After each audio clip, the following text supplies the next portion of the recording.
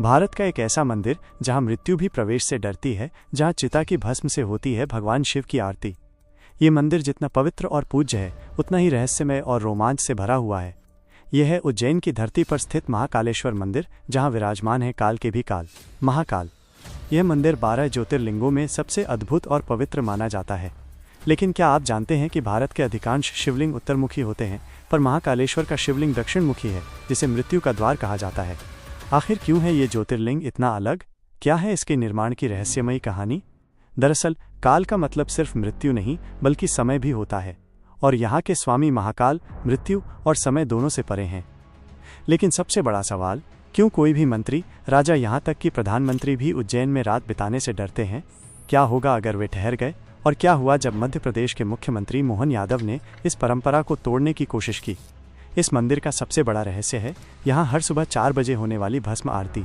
कहा जाता है कि पहले इसमें इंसान की चिता की राख का इस्तेमाल होता था। कुछ का मानना है कि आज भी ऐसा ही होता है। तो क्या है इसकी सच्चाई?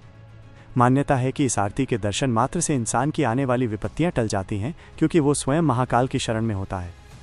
इसके अलावा उज्जैन का एक और रहस्य काल भैरव मंदिर, जहां हर दिन हजारों लीटर शराब का भोग लगाया जाता है, और हैरानी की बात, मूर्ति वो शराब पी जाती है।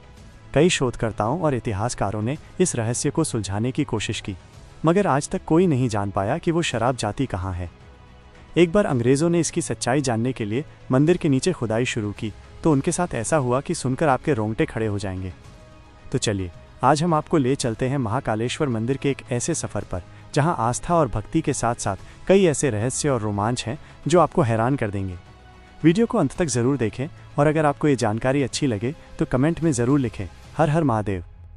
कहानी शुरू होती है बहुत पहले, जब उज्जैन को अवंतिकापुरी के नाम से जाना जाता था। यहाँ राजा चंद्रसेन शासन करते थे, जो शिवजी के बहुत बड़े भक्त थे। उनके मित्र थे शिवगणों में सबसे प्रमुख मणिभद्र। एक बार मणिभद्र उज्जैन आए और राजा चंद्रसेन को चिंतामणि भेंट की। ये मणि इतनी चमकदार और आकर्षक थी कि दूसरे राजाओं के मन में लालच पैदा हो गया। कई राजाओं ने मणि हासिल करने के लिए अवंतिकापुरी पर हमला कर दिया। एक तरफ चंद्रसेन की छोटी सी सेना, दूसरी तरफ विशाल सेनाएं। लेकिन राजा चंद्रसेन जानते थे उनकी ताकत किसी मणि में नहीं, बल्कि उनकी भक्ति में है। उन्होंने सिंहासन छोड़ दिया और जंगल में शिव का ध्यान करने लगे। लेकिन तभी उज्जैन में एक नई मुसीबत आई, राक्षस दूषण। उसने ब्रह्मा जी की तपस्या करके असीम शक्ति पाली थी, और अब वो शिव भक्तों को मारने और मंदिर तोड़ने लगा। पूरी नगरी में हाहाकार मच गया, और तभी एक 5 साल का बालक अपनी माँ के साथ उसी जंगल में पहुंचा जहां राजा चंद्रसेन तपस्या कर रहे थे। बालक ने देखा राजा गहरी शिव भक्ति में लीन है। वो भी प्रभावित हुआ और उसने वहीं एक शिवलिंग बनाकर फूल बेलपत्र चढ़ाना शुरू कर दिया। वो इतना लीन हो गया कि उसे दुनिया का होश ही न रहा। जब उसकी माँ ने उसे बुलाया तो उसने जवाब नहीं दिया। गुस्से में आकर माँ ने उसकी पूजा की सामग्री उठाकर फेंक दी। तभी अचानक आकाश से बिजली चमकी, घंटियां बज उठीं और वहां एक भव्य मंदिर प्रकट हुआ। उसी शिवलिंग पर वही फूल और बेलपत्र चढ़े हुए थे जो बालक ने चढ़ाए थे। माँ हैरान रह गई, उसे अपनी गलती का एहसास हुआ। जब ये बात राजा चंद्रसेन को पता चली तो वो दौड़े दौड़े वहां पहुंचे। उनकी आंखों में आंसू थे। भगवान शिव स्वयं प्रकट हुए थे। लेकिन कहानी यहाँ खत्म नहीं होती। उज्जैन पर राक्षस दूषण का खतरा अभी भी मंडरा रहा था। तभी शिवलिंग से भगवान शिव प्रकट हुए, लेकिन इस बार वे महाकाल के रूप में। उनका रूप भयानक था, जटाएं लहरा रही थीं, हाथ में त्रिशूल, आंखों में अग्नि। उन्होंने दूषण और उसकी पूरी सेना को पल भर में भस्म कर दिया। इस महासंग्राम के बाद शिवजी ने दूषण की भस्म से अपना श्रृंगार किया, और तब से आज तक महाकाल का भस्म से श्रृंगार और भस्म आरती की परंपरा चली आ रही है। भस्म आरती सुबह 4 बजे का वो रहस्य। आज भी ये आरती हर रोज सुबह 4 बजे होती है। मान्यता है कि पहले ये मनुष्य की चिता की राख से की जाती थी, लेकिन बाद में इसे बदल दिया गया। अब कपला गाय के गोबर, पीपल, बरगद, शमी और अमलतास की लकड़ियों की राख से बनी भस्म का इस्तेमाल होता है। इस आरती को देखने दूर दूर से श्रद्धालु आते हैं।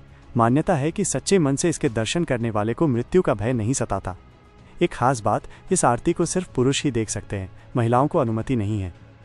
क्यों नहीं ठहरते यहाँ राजा मंत्री? महाकालेश्वर मंदिर पूरे विश्व में प्रसिद्ध है।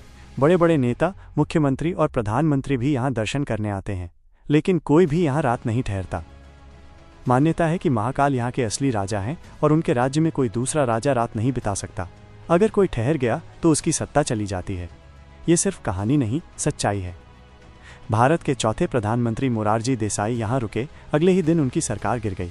कर्नाटक के मुख्यमंत्री येदियुरप्पा यहाँ रुके, 20 दिनों के अंदर उन्हें इस्तीफा देना पड़ा। हाल ही में मध्य प्रदेश के मुख्यमंत्री मोहन यादव ने कहा, मैं महाकाल का बेटा हूं, मैं यहां रुक सकता हूं, और वे रुके भी। अब देखना है क्या होता है। नागचंद्रेश्वर मंदिर, साल में सिर्फ एक दिन खुलने वाला रहस्य। महाकाल मंदिर की तीसरी मंजिल पर है नागचंद्रेश्वर मंदिर। ये साल में सिर्फ नाग पंचमी के दिन खुलता है।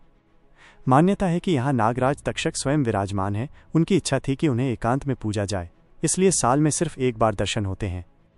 इस मंदिर की मूर्ति अद्भुत है।